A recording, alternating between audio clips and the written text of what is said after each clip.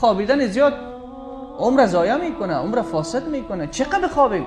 وقت خواب نزدیک است، وقت مردی قدر دراز میخوابی، قدر دراز میخوابی که دیگه کسی تو رو از خواب بیدار نمیکنه. اینجا بخواب تا قیامت.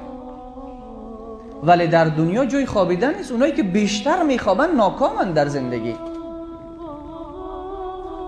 اونایی که کل هم و غم و فکرشان همیست چه بخوریم، چه بپوشیم، کی خواب بکنیم، کدام موبایل استفاده بکنیم، از کدام پارک استفاده بکنیم، کجا خوشگذرانی بکنیم، چی وقت بخیر رمضان تمام شوه که بریم در سیاحت در دشت و صحرا. خود در حقیقت نفهمیده، معنای زندگی رو نفهمیده. او فکر میکنه زندگی همین است که فقط خوردن و نوشیدن. این خود صفت حیوانات است. ما یه هدف عالی داریم، یه هدف خیلی بزرگ داریم مادر. او هدف بزرگ ما رضای خدای ماست.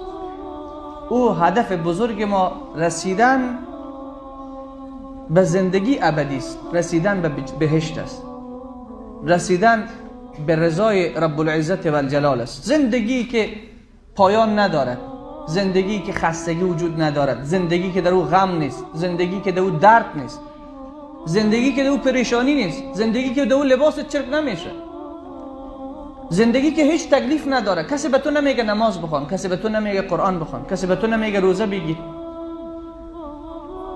زندگی که هر لحظهش تراوت جدید، لذت جدید،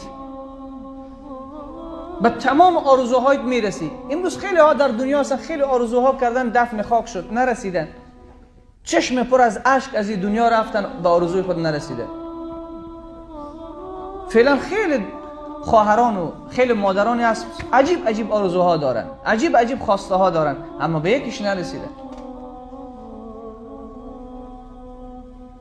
او را من نمیگم که تو در دنیا هم تلاش نکو، از لذت ها و از زیبایی های دنیا استفاده نکو، هر چی که حلال است استفاده کن، اجازه داده، ولی به طریقش، ولی به اندازهش. هر چی از حد بگذرد رسوا شود.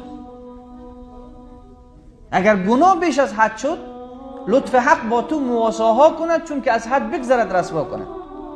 گناه را اگر زیاد کردی، خیلی ها بودن خدا خیلی برشان فرصت داد، از فرصت ها استفاده درست نکردن، به معصیت و گناه ادامه دادن، یک روز خوار و ذلیل شدن، رسوا شدن، خبر شد دیگر را به رازشان، به اعمالشان.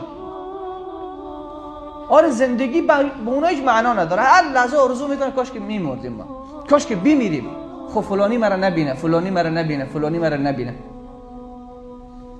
کل شیرینی های دنیا در کامشان تلخ شد.